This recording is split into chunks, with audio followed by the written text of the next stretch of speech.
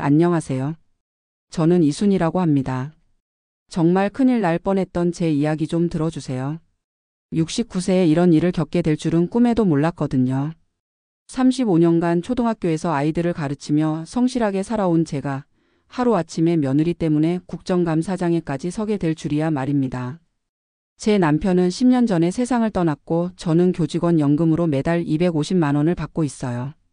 은행 예금도 5억 정도 있고 강남 아파트 한 채가 6억 정도 하니까 노후 걱정은 없다고 생각했습니다. 큰아들 준호는 대기업 계열사 이사로 연봉이 2억이나 되고 큰며느리 미영이는 서울대 법대 출신 변호사였거든요.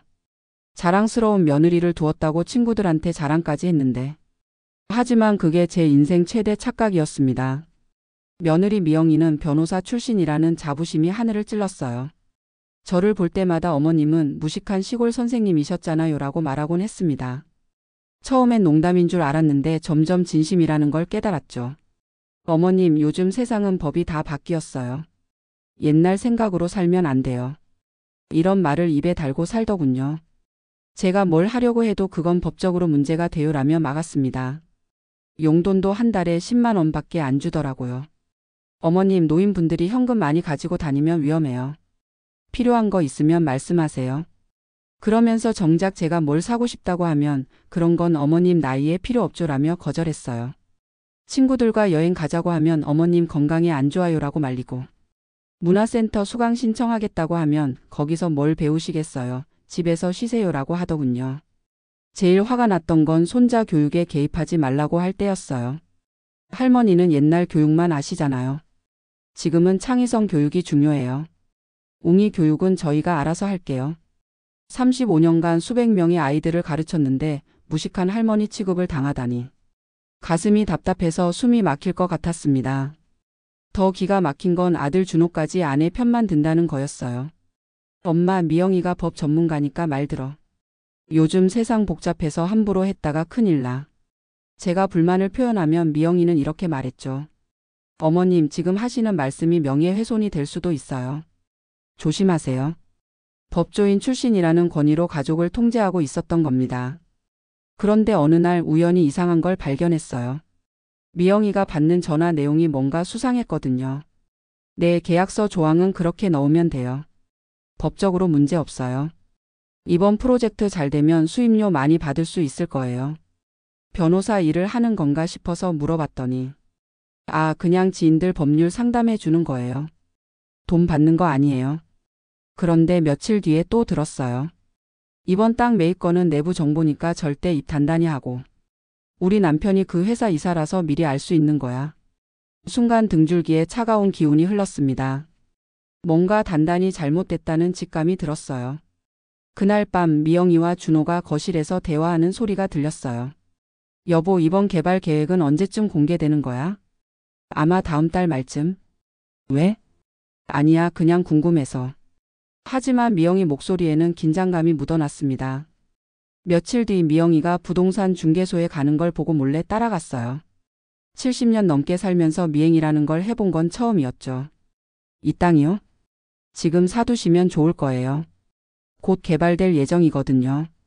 미영이가 중개사에게 하는 말이었습니다. 그러면서 서류에 뭔가를 적더군요. 집에 돌아와서 곰곰 생각해보니 퍼즐이 맞춰지기 시작했어요. 미영이가 준호한테서 회사 내부 정보를 듣고 그걸 이용해서 부동산 투자나 법무 자문을 하고 있는 게 아닐까. 그런데 이게 합법적인 일일까요? 다음 날 도서관에 가서 관련 법률을 찾아봤어요. 35년간 교사 생활하면서 공부하는 습관은 남아 있더라고요. 내부자 거래, 이해관계 충돌, 업무상 비밀 누설. 모두 불법이었습니다. 며칠 더 지켜보니 미영이의 수상한 행동들이 계속 포착됐어요. 준호 회사 관련 서류들을 몰래 복사하는 모습도 봤고. 여보, 다음 주 임원진 회의에서 어떤 안건 나와? 그건 왜? 회사 기밀인데. 아니야, 그냥 당신 회사에 관심이 많아서. 준호는 아내가 자신을 사랑해서 회사 일에 관심 갖는다고 생각하는 것 같았어요. 하지만 제 눈에는 미영이가 정보를 빼내려고 노력하는 게 보였습니다. 어느 날은 미영이가 전화 통화하는 걸 또 들었어요. 네, 맞아요. 제 남편이 그 회사 이사거든요. 다음 달에 발표될 계획인데 미리 알려드리는 거예요. 수임료? 네, 성사되면 2천만 원 받기로 했죠. 이건 명백한 범죄였습니다. 하지만 어떻게 해야 할지 막막했어요. 며느리를 신고하면 아들까지 연루될 수 있고 가족이 박살날 수도 있으니까요. 그런데 며칠 뒤 결정적인 사건이 일어났습니다. 어머님, 이제 요양원 알아보셔야겠어요. 갑자기 미영이가 이런 말을 하더군요. 요양원이요? 왜요? 어머님 치매 기운이 있으신 것 같아요. 자꾸 이상한 소리 하시고. 제가 언제 이상한 소리를 했다는 거죠? 어머님이 자꾸 저희가 뭔가 나쁜 일 한다고 의심하시잖아요. 그런 게 치매 초기 증상이에요. 아들 준호도 고개를 끄덕이더군요. 엄마, 요양원도 요즘은 좋아. 전문적으로 케어받으면 더 건강해지실 거야. 순간 깨달았습니다. 미영이가 저를 요양원에 보내려는 진짜 이유를. 제가 집에 있으면 자신들의 불법 행위를 계속 지켜볼 수 있으니까 아예 격리시키려는 거였어요. 그날 밤 잠이 오지 않았습니다. 이대로 당할 수는 없었어요. 다음 날부터 본격적인 증거 수집에 들어갔습니다.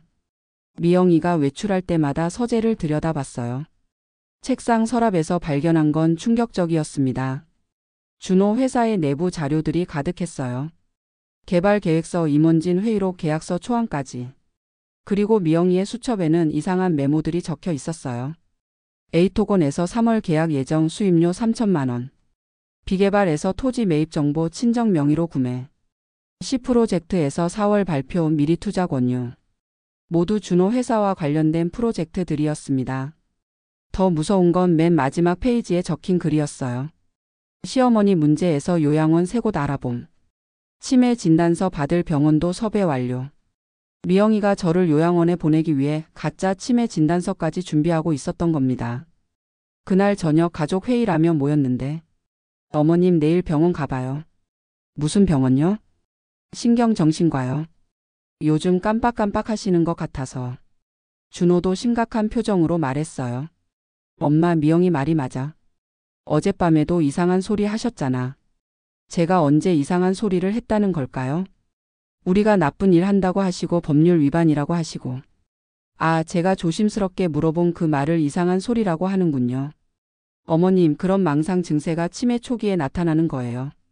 빨리 치료 받으셔야 해요. 미영이의 차가운 눈빛이 저를 파고들었습니다. 마치 조용히 하라는 경고 같았어요. 그 순간 결심했습니다. 이대로 당할 수는 없다고. 그래요, 병원 가죠. 그 대신 조건이 있어요. 조건이요? 제가 정말 치매라면 요양원 갈게요. 하지만 아니라면 미영이가 하고 있는 일들을 다시 얘기해 볼까요? 미영이 얼굴이 굳어졌습니다. 어머님, 또 시작이세요? 그런 망상적 사고가 바로 치매 증세라고요. 망상이요? 그럼 이것도 망상인가요? 저는 미영이 수첩을 꺼냈습니다.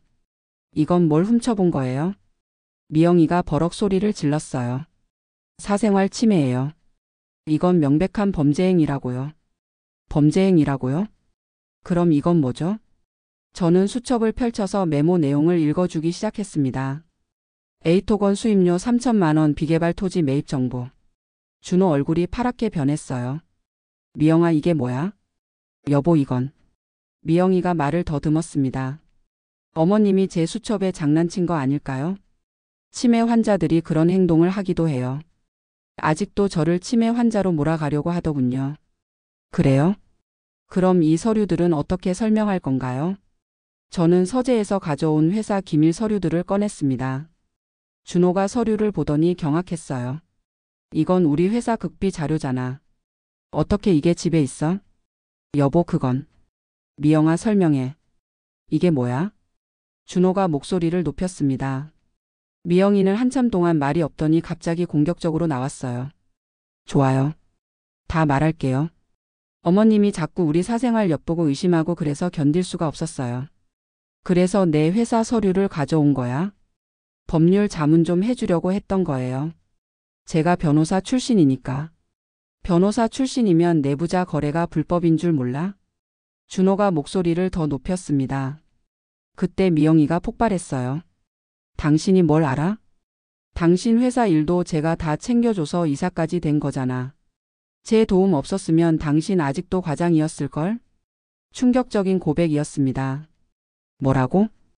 당신이 맡았던 프로젝트들 제가 법무 검토 다 해줬잖아요. 계약서 조항도 제가 짜주고. 그런데 이제 와서 불법이라고요? 준호가 주저앉았습니다. 자신도 모르는 사이에 불법에 연루된 걸 깨달은 거죠. 미영아, 그럼 지금까지 내가 한 일들이 다 합법이에요. 제가 변호사니까 알아서 했다고요. 그런데 제가 한마디 했습니다. 미영아, 당신 변호사 맞아요? 갑자기 미영이가 말이 없어졌어요. 변호사 등록증 한번 보여주세요. 미영이 얼굴이 새파랗게 질렸습니다. 그런 거 왜 갑자기? 혹시 변호사 자격 정지된 거 아니에요?